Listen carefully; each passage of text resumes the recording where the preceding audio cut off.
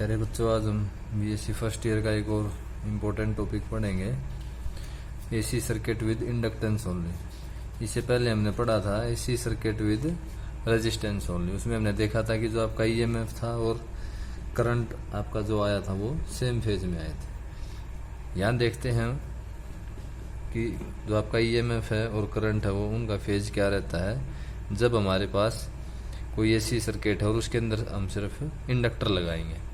तो ये हमारे पास क्या है, इसका सर्किट डायग्राम है। यहाँ पे हमने सोर्स ऑफ जो आपका करंट है या उसको आप ईएमएफ बोलोगे, E equal to E naught exponential J omega T. ये क्या आपका ईएमएफ है और इधर क्या लिया हमने, इस सर्किट के अंदर इंडक्टर लगाया है। तो आप पहले पढ़ चुके हो कि जो आपका इस सर्किट के अंदर आपका अप्लाइड ईएमएफ है उसकी वैल्यू क्या होगी बच्चों, E equal to E naught exponential J omega T. ये आपको पता है कैसे आया था, लास्ट लेक्चर में हम बता चुके हैं। ई नोट जो है बच्चों यहाँ पे वो क्या है, एम्पलीट्यूड है ईएमएफ का। ओमेगा क्या है बच्चों, एंगुलर फ्रीक्वेंसी है। आई क्या है, इस सर्किट के अंदर आपका करंट फ्लो हो रहा है। और किसी भी टाइम अगर आपको ये देखना कि करंट कितना, तो उसको हम क्या लिखेंगे, डी आई ओवर में डी टी। अब क्या है बच्चों, इधर से आपका वोल्टेज जाएगा किसके अक्रॉस, एल के अक्रॉस। एल का बिहेवियर आपको पता है, ये ग्रोथ ऑफ करंट को भी अपोज करता है और डीके को भी करता है।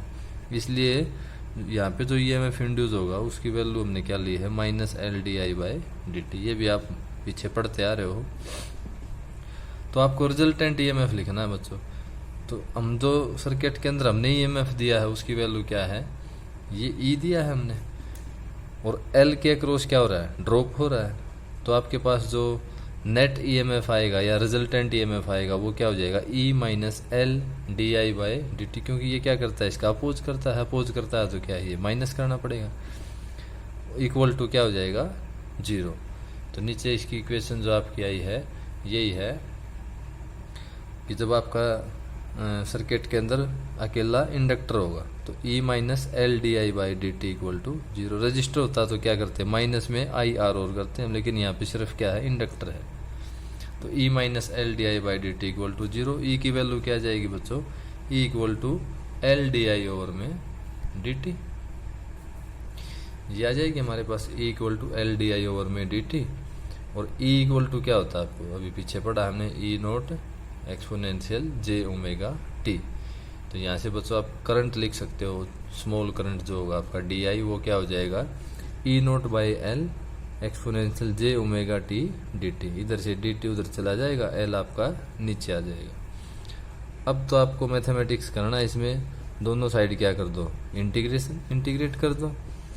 तो डी आई का क्या बन जाएगा, आई, और इधर से ई नोट बाई एल तो क्या है आपका कांस्टेंट है। एक बार एक्सपोनेंशियल का करोगे तो पावर आपकी ये एज इट इज आ जाएगी, और जे ओमेगा टी का करोगे तो क्या आ जाएगा, जे ओमेगा। ठीक है, ये इधर इसने करके भी दिखाया, exponential J omega T D T का जो इंटीग्रेशन आएगा वो exponential J omega T by J omega. और ये टर्म आपकी क्या है, E naught by L constant है। तो आगे क्या किया इसने, इसको सॉरी जे से ऊपर मल्टीप्लाई कर लिया और जे से क्या कर दिया, इसको डिवाइड। तो नीचे क्या बन गया बच्चों, जे स्क्वेयर। जे स्क्वेयर की वैल्यू क्या होती है आपकी, -1, और ऊपर ये जे आपका एज इट इज है, E naught exponential J omega T by omega L. तो बच्चों यहाँ से देखो एक बात आप देख सकते हो, माइनस जे का मतलब क्या है, आपने पढ़ी थी जो जे ऑपरेटर था आपका उसकी वैल्यू क्या थी, √-1।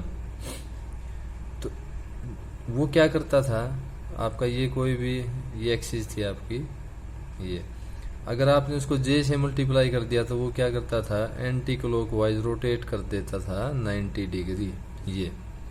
लेकिन अब क्या आया आपके पास, माइनस जे आया है बच्चों। तो माइनस जे आया है तो इसका मतलब ये इसको इस साइड यानी कि क्लॉक वाइज डायरेक्शन में 90 डिग्री रोटेट कर देगा। इस जे, ये जो माइनस जे है आपका ये, ठीक है। तो ये लिखा ना, this shows that current vector is rotated through -90। अब इसको लेके फिर से आगे चलो आप, आई की वैल्यू आ गई हमारे पास ई नोट ओमेगा एल, इस माइनस जे को हम अंदर ले गए। ओमेगा टी की वैल्यू आपने पीछे जो निकाली थी कॉम्प्लेक्स जो पोलर कोऑर्डिनेट्स में ये थी ना, R cos theta plus J sine theta equal to R exponential J theta. तो एक्सपोनेंशियल जे थीटा की वैल्यू क्या है आपकी, cos theta plus J sine theta. तो अब हम ये यूज करेंगे यहाँ पे, ये जो एक्सपोनेंशियल जे ओमेगा टी था बच्चों, इसकी जगह हमने क्या लिख दिया, कोस omega T plus J sine omega T. अब इसको हमने थोड़ा सा क्या कर लिया, रीअरेंज कर लिया। थोड़ा सा क्या कर लिया हमने, इसको रीअरेंज। इसको ओपन करेंगे तो जे से क्या कर लिया, मल्टीप्लाई करेंगे तो आगे क्या बन जाएगा, जे स्क्वायर। और ये आपको पता ही है कोस को साइन में कैसे लिखते हैं और साइन को कोस में कैसे लिखते हैं। तो ये सारा हम क्या करें, चेंज करने के बाद आपके पास ये देखो नीचे इसने लिख के भी बता दिया है। तो ये मैथमेटिक्स है बच्चों, बहुत आसान है, 10th स्टैंडर्ड का, ये आप कर सकते हो। तो यहाँ से बच्चों देखो E naught by omega L, E naught by omega L exponential J, ये जो सारी टर्म है इसको हम क्या लिख सकते हैं, एक्सपोनेंशियल जे एंगल क्या है हमारे पास, omega T minus pi by two, omega T minus pi by two. या इसको क्या लिख सकते हो, E naught by omega L को हमने क्या लिख लिया, आई नोट। आई नोट क्या होता है आपकी peak value of alternating current. तो क्या आ जाएगा, इस ई नोट बाई ओमेगा एल की वैल्यू क्या आ जाएगी, आई नोट, और ये आपका एज इट इज रह जाएगा। अब बच्चों देखो यहाँ से आप क्लियरली देख पा रहे हो कि जो आपका इनिशियल जो ई के साथ आपका एक्स एक्सिस का एंगल होता है वो ओमेगा टी होता है, उसमें से माइनस पाई बाई टू है। इसका मतलब क्या है कि जो आपका करंट है वो ई से माइनस पाई बाई टू यानी कि 90 डिग्री पीछे चल रहा है। आप यहाँ से इसको देख सकते हो, अगर यहाँ माइनस पाई बाई टू है तो वो पीछे चल रहा है, या प्लस पाई बाई टू होता तो आगे चलता। पीछे चलने को बोलते हैं लैग बिहाइंड और आगे चलने को बोलते हैं हम लीड बाय। तो यहाँ से हमारे पास ये रिजल्ट आ गया, आई बराबर I naught exponential J omega T minus pi by two. और आई नोट क्या होती है आपकी peak value of alternating current. अब इसी चीज को हम ग्राफिकली देखेंगे बच्चों। तो ये सर्किट था हमारा। अब हम पहले ई वाली आपकी जो ईएमएफ है उसकी आप ड्रा कर लो। पहले जो कर्व है ये हो जाएगी नॉर्मली। ये क्या है, इसका पीक है, यहाँ पे क्या है 0, फिर माइनस में मैक्सिमा है, फिर क्या है 0। ये कंप्लीट साइकिल होगी।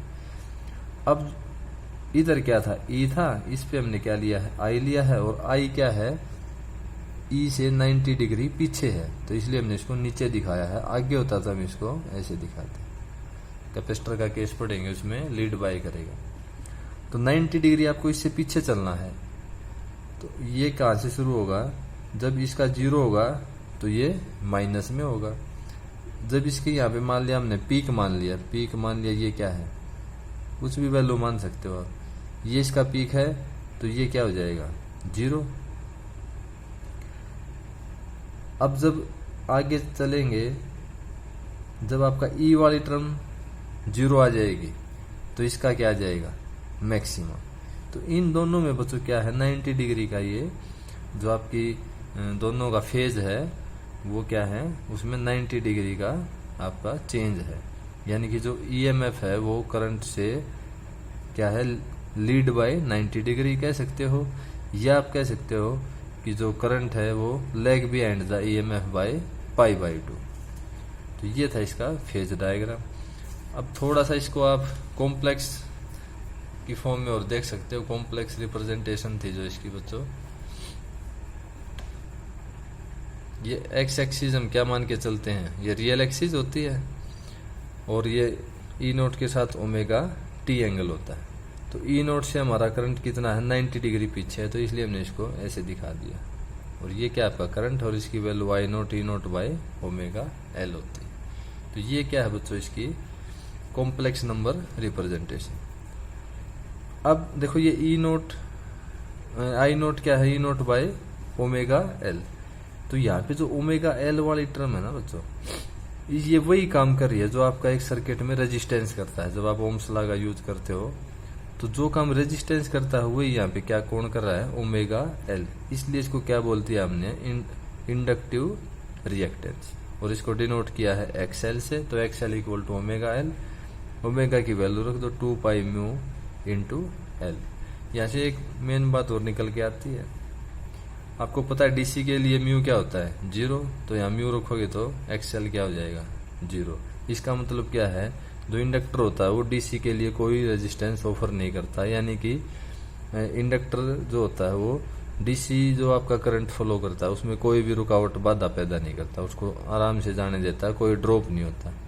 लेकिन एसी के लिए आपको पता है वहाँ पे क्या है, XL directly proportional to mu, frequency के प्रोपोर्शनल होता है। आपको और पता है एसी की फ्रीक्वेंसी आपकी होती है। तो इसका मतलब क्या है, एसी के लिए ये आपका उसको मतलब क्या करेगा, अपोज करेगा उसको, ठीक है। तो ये था बच्चों केस प्योर इंडक्टर का। इसके बाद आपका आता है प्योर कैपेसिटर का केस। जैसे अब आपने किया है ऐसे ही है, बस आपको शुरू में इक्वेशन थोड़ा सा बना के चलनी है। ऐसे ही सर्किट है, ईएमएफ है, और क्या लगाया आपकी बार हमने, कैपेसिटर लगाया है, अकेला कैपेसिटर। तो ऐसे ही अल्टरनेटिंग ईएमएफ क्या हो जाए आपका, E equal to E naught exponential J omega T. यहां से आपको बस थोड़ा सा एक चेंज करना है कि जो पोटेंशियल डिफरेंस होता है आपका कैपेसिटर के अलोंग किसी भी टाइम, उसको हम क्या लिख सकते हैं, ये पढ़ा है आपने Q equal to C V, 12th में पढ़ा होगा आपने। जो चार्ज होता है कैपेसिटर पे वो क्या होता है, C इंटू वी। सी ये Q डायरेक्टली प्रोपोर्शनल टू आप V भी लिख सकते हो, फिर हम प्रोपोर्शनलिटी को हटा के क्या लिख देते हैं, C लिख देते हैं, इसको कैपेसिटेंस बोलते हैं। V क्या है, पोटेंशियल। तो यहाँ से Q बाई सी करेंगे तो क्या आ जाएगा आपका V, और V की जगह हमने क्या लिया यहाँ पे E, तो Q by C equal to E हो जाएगा। Q क्या हो जाएगा, EC, C as it is, E की value E naught exponential J omega T. तो किसी भी टाइम आप सर्किट के अंदर आपको करंट देखना है तो I क्या होता है, D Q by D T, यानी कि D by D T of Q, और Q ये रहा आपका, ये यहाँ पे रख दो। तो यहाँ से देखो I क्या हो जाएगा, C क्या है आपका, कांस्टेंट है, इस टर्म का करोगे तो आपके पास जे ओमेगा आ जाएगा, और एक एक्सपोनेंशियल का करोगे तो ये एज इट इज आ जाएगी आपकी एक टर्म। तो जे ओमेगा सी ई नोट, इस ओमेगा टी की इस पूरे की क्या है वैल्यू रख दो, तो कोस omega T plus J sine omega T. ये यहाँ तक क्या है आपने जो भी पिछले टॉपिक में किया है ये क्या है, एज इट इज है, वही प्रोसेस है बिल्कुल। तो यहाँ से हमारे पास जो वैल्यू आएगी बच्चों वो आ जाएगी I equal to omega C E naught exponential J omega T plus में पाई बाई टी। इसको आप ऐसे भी लिख सकते हो, I equal to E naught by 1 by omega, क्योंकि इसको अगर आप ऊपर ले जाओगे तो फिर से यही आ जाएगा। तो हमने इसको कैसे लिख लिया, 1 बाय ओमेगा की फॉर्म में लिख लिया, और ये आपका एंगल एज इट इज है। तो यहाँ से क्या आ गया आपका, I equal to I naught exponential J omega T plus में पाई बाय 2। ये जो आई नोट आया है आपका, ये सारा ये वाली टर्म आपकी E naught by 1 over omega C, और इसको बोलते हैं हम पीक वैल्यू ऑफ करंट। तो बच्चों देखो अब आप एंगल कंपेयर करो, यहाँ पे क्या आया है, ओमेगा टी प्लस में पाई बाई 2, और ईएमएफ में क्या था, E equal to E naught exponential J omega T. वहां ओमेगा टी था, यहाँ ओमेगा टी प्लस में पाई बाई 2। इसका मतलब क्या है, अब की बार जो करंट आया है वो ईएमएफ से क्या करेगा, लीड बाय करेगा, कितना, 90 डिग्री, क्योंकि अब की बार क्या आया है, प्लस पाई बाई 2। तो ये आपको बस यही बात ध्यान में रखनी है। तो ये जो आपकी ई ओवर में 1 बाय ओमेगा सी क्या है, पीक वैल्यू ऑफ करंट है। अब इसको ग्राफिकली एक बार देख लेते हैं।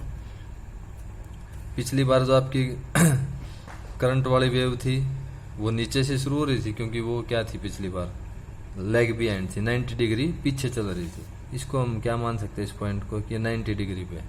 अब की बार क्या है, ये जब ये 0 है आपका ई, तो करंट क्या है, 90 है। तो ये यहाँ से शुरू होगी, जब आपका इसका ई का क्या आएगा, मैक्सिमा आएगा, तो आई का मिनिमा आएगा। ये 0 हो जाएगा तो आई, यानी कि जो आई वाली साइकिल है वो इससे π/2 क्या है आगे चलेगी।